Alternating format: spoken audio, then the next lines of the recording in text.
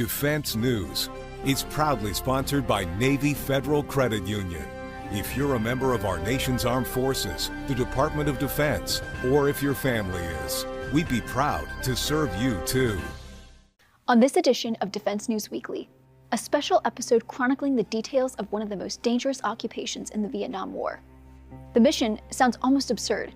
Join a squad of just 6 men and get inserted into the jungle deep behind enemy lines to track and monitor the enemy on their own turf. Get detected, and the odds of being overwhelmed by the enemy were incredibly high.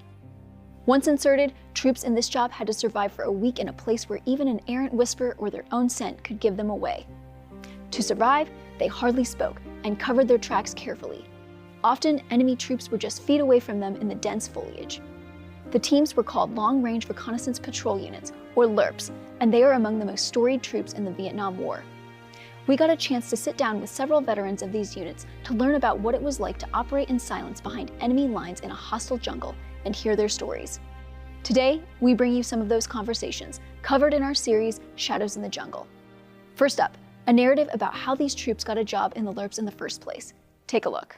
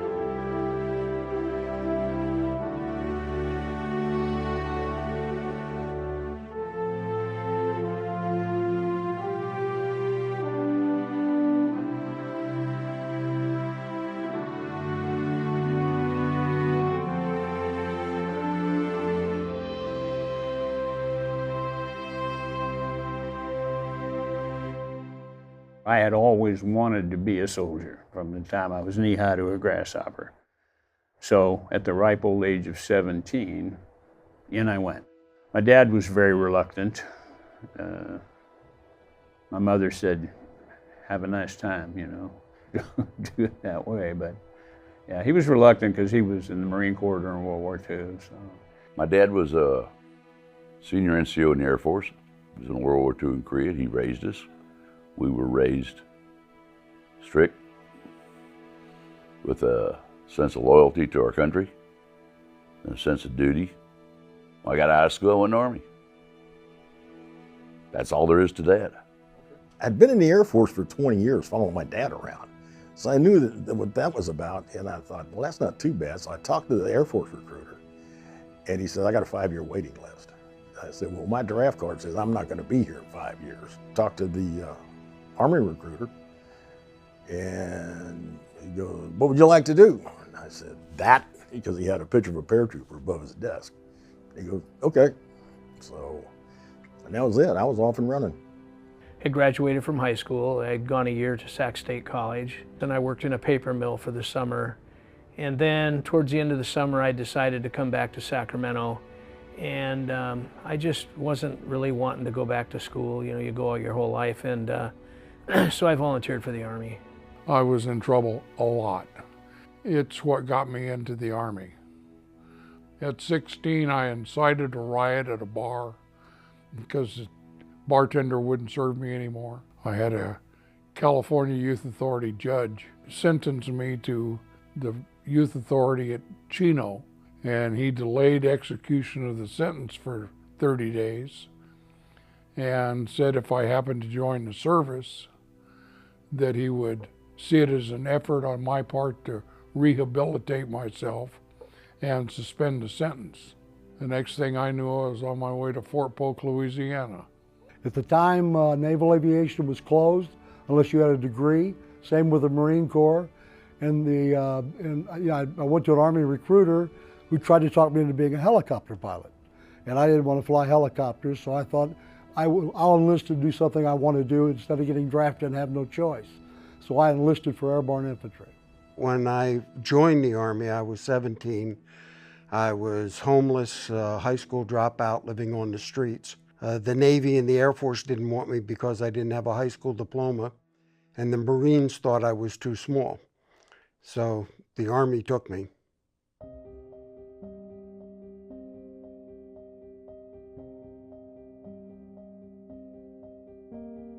We touched down at Tan Son Nhut Air Base in Vietnam, and 4 of the guys I went through AIT and jump school with were on the flight with me. So they were the only guys I knew on that flight.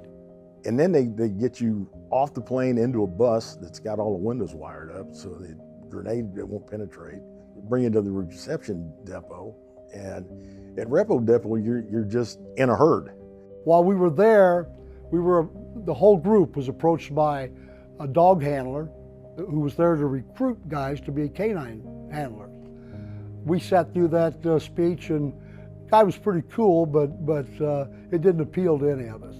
The next guy that came in was dressed in tiger fatigues. He had a red scarf around his neck and a black baseball hat with a 101st Recondo patch and jump wings on, and he looked like a stud. He told us about long-range patrol. I had never heard of long-range patrol, neither had my buddies. And I asked, well, what's a LRP? And oh, these little 6-man teams that go way out and sneak around and try to find the enemy. And You're fighting a war basically on the terms of the enemy, because that's the way the VC and the NVA did it, you know. And it appealed to me. that sounds pretty cool. I think I'd like to do that too. So we went over and volunteered. The one thing that bothered me about what he said is he talked about 6 men going out in the field deep behind enemy lines for up to a week at a time. Well, naturally, when you're going through basic training in AIT, you talk about fighting in company-sized and platoon-sized units, and that kind of terrified me a little bit. Oh, I thought that was the most amazing job you could have in the Army. I mean, when I sat down and thought about it, the line companies were going out in the field with over 200 men. A LRP unit was working with 6 men. 6 men don't make a lot of noise. I figured it would be safer for me to be in a LRP unit. When I got back in country in '68, and they were going to send me to some, I don't remember, some unit that I didn't want to go to, and there was a lieutenant there from the 199th, 71st LRPs. And came over and said I had scanned your records and you were in a recon platoon in your previous tour. I'd like to offer you a job to come work with us at Long Range Patrol. Sign me up, and that's how I got there. After it was over, he said, do I have any volunteers? So there was like 200 of us sitting there under this big tent. Well, all 4 of my buddies raised their hand. And since that's the only guys I knew in Vietnam, I raised my hand too. When we come back, more from our limited series, Shadows in the Jungle. Up next, on-the-job training for one of the most dangerous duties in the war.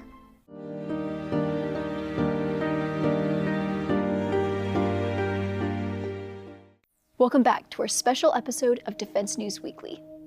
Once members had joined a long-range recon patrol unit in Vietnam, there was a steep learning curve, and often the only way to improve at the job was to do it. In our next segment, we learn about how these soldiers learned how to fight and survive in 6-man units deep behind enemy lines. You have to realize that when the LRP companies were originally formed, they put out the call for experienced people throughout all the units that were in Vietnam to form these companies. So all the guys in the company were a lot older than I was. I was a replacement coming in late. And a lot of the guys started looking out for me because I was the I was the kid. I was only 18 years old. I think the ROTC I had in college, and you know, I think being older than a lot of those guys helped me too. I was 20 when I went to Nam, so I turned 21 in Nam. Most of those guys were 18 and 19. So I think the maturity level helped me in leadership more than the experience did.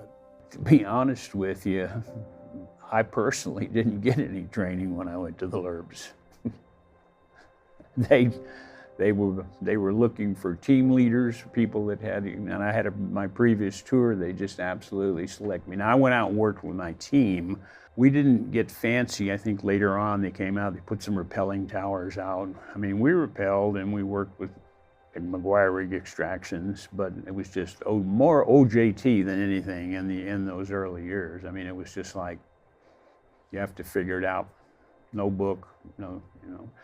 But the people that got, if you want to call it training, actually went to the Reconnaissance school, and they learned a lot about that. But as far as me, I mean, I walked into the unit and they said, okay, there's your team, go get them.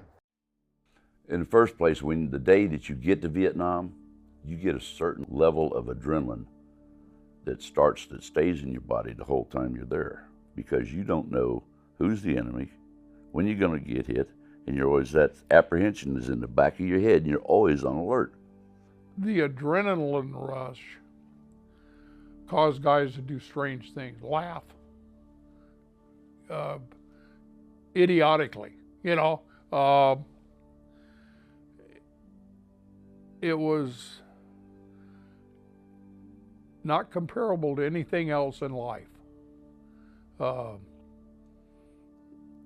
Better than sex. One guy eventually ended up being our team leader. His first mission, we got into a really hairy situation. We got surrounded. And as the helicopter's lifting off, I'm singing a song from the Dave Clark 5. It starts out, "Here we come again, catch us if you can." And then the next verse is, "Now we gotta run, no more time for fun." He thought I'd gone crazy, but maybe I did. The bottom line, when you volunteer for a company like that, and this goes with Special Forces and with the Rangers and with the LRPs, if you decide that you can't handle it, you just raise your hand and say, "I quit." And nothing said. You know, you don't get called anything or anything else like that. They just cut your set orders and you walk off and go. I've never quit anything in my life. So if you're not going to quit, you better get good.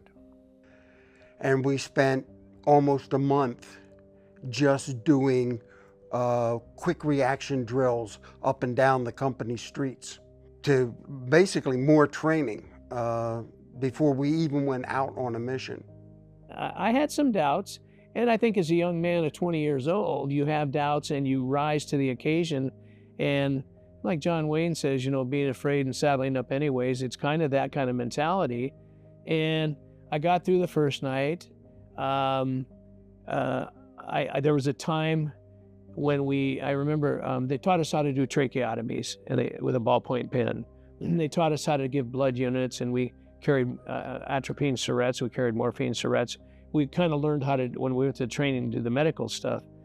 And I remember they had a body of a VC that had been killed. They were getting ready to transport, and they showed how to do a tracheotomy on it. And I had never seen a dead body, you know, at 20 years old.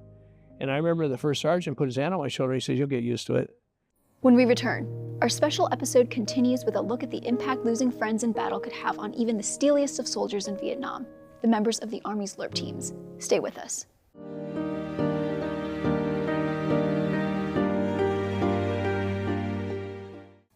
Welcome back. For many troops in Vietnam, a searing part of the experience was losing close friends in battle, and the men of the LRRP units were no different. In this segment, we learn about the impact of combat deaths on those who had to keep fighting. Have a look. One of the guys that was monitoring the radio that night in the forward fire support base got the news that Collins had died. He came to tell me, and I told him, "Good." He said, "Good? I thought you and Collins were best friends." I said, "We were, but he would not have wanted to be a veggie. So it's good that he's gone."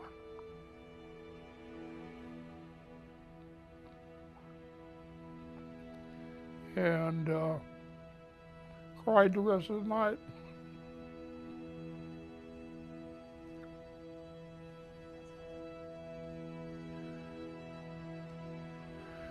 say you were on a bit of a path of vengeance after that. I don't remember much of the missions after Collins died. I was just crazy. The guy that was my team sergeant was killed, and I was laying next to him on a stretcher, and I kept talking to him. He was 29 years old, had 4 children, and he was dead, and it just, it's haunted me for 55 years, that you get that, I don't know, that survivor's guilt, I think is what they call it, but, how come he had to die? And I wasn't married at the time, so, it doesn't make any sense to you. But it's, and you can't, you can never get rid of that picture. You find them on the ground, they're bleeding all over themselves, you do the best you can to patch them, trying to get them out of there, and it was at night, and it took quite a while for the medevac to get in, to get everybody out. And I don't know to this day whether I didn't really find out till the next day that he didn't make it when the commanders came up in the hospital, but it still is, it's a trauma, it's just a trauma, and it just never goes away, We lost a few men in our company. There were other companies that lost an entire team. We did lose a few. One of the best radio operators that I ever saw was a man called John Looney. And this man would be on the radio even in the middle of the most vicious firefight. And his voice was always calm, cool, collected. And at points when they would not believe that someone was in a firefight because he wasn't all that excited. He was very good at that job. We gave up a life that was pretty secure and pretty safe. We left our families, and thought we were going to die at 20 years old. You don't think you're going to die, you spend all that time, and there's a lot of guys that did die. I lost one kid there. I had gotten there, Robert Lee Johnson. He got there about 4 weeks before I did, 3 weeks, maybe 4 weeks before I did. He's from Baltimore, Maryland, and young kid, 19. And he went out on a mission, and he had contact with the enemy, and he got killed. And his parents wrote us a letter. It just made you tear up because he was so proud to have gotten through the LERP training and so proud to be a LERP, and to have that acronym to his name, and then he got killed. See guys that might be 20 years old and they look like they're 50 because that's the effect war it has on you. As far as the memories, I won't get into any of that, but it's it's difficult sometimes, when you've lost friends and comrades. It's sometimes a very difficult thing to keep.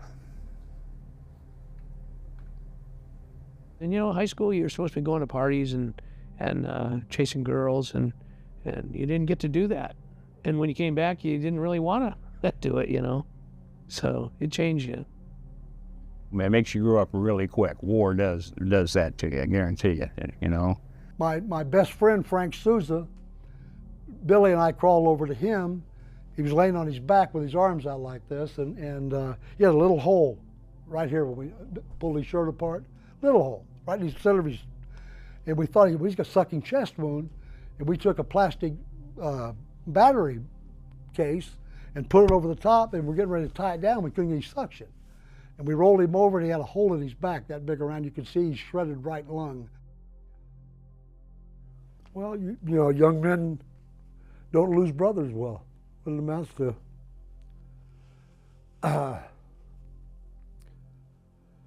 It's tough to go through that. You don't have time to analyze it. You just react. When we come back, a look at the long-term impacts operating in highly dangerous conditions on the men who served in LERP units and how they tried to cope when they got home. Stay with us.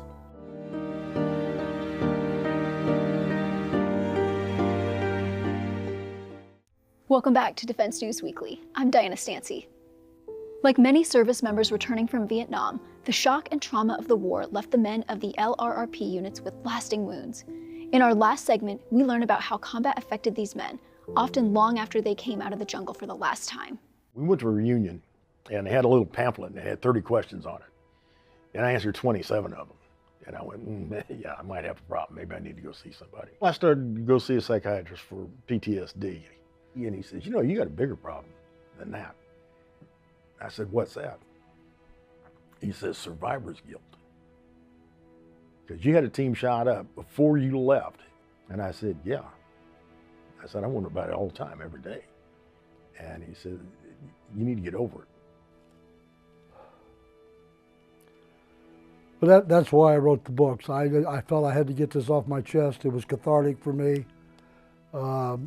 It helped me with my PTSD. I had PTSD. I didn't go into it with PTSD. It affected my family. It was rough on my wife. She was a nurse, which would probably help to put up with me. I had some pretty bad nightmares. Same one all the time. When I came back to the States, the PTSD hit me pretty hard. I drank a lot. It cost me a couple marriages, a couple families, because they didn't understand what I was going through. And I got involved in a program at the VA. Everyone in that group was also a Vietnam veteran, including the counselor. We found that talking about our experiences really helped to ground us and ease some of the PTSD. I still have problems with it, but I have a wife now who understands, and I don't drink anymore and quit smoking, and generally that's the way I was changed. Sometimes you say you change for the better, and other times, not so much for the better. You know, some tolerance levels were vastly depleted. Didn't like large groups, didn't like large amounts of noise, couldn't tolerate incompetence, had no patience. I've never found that even keel since I've been back. It's always going to be tilted because you can never erase the blackboard, so to speak. So for me personally, it's always been tilted. I never left Vietnam.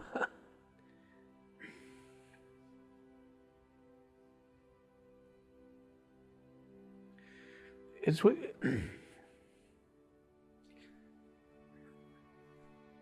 you all the time. Sorry.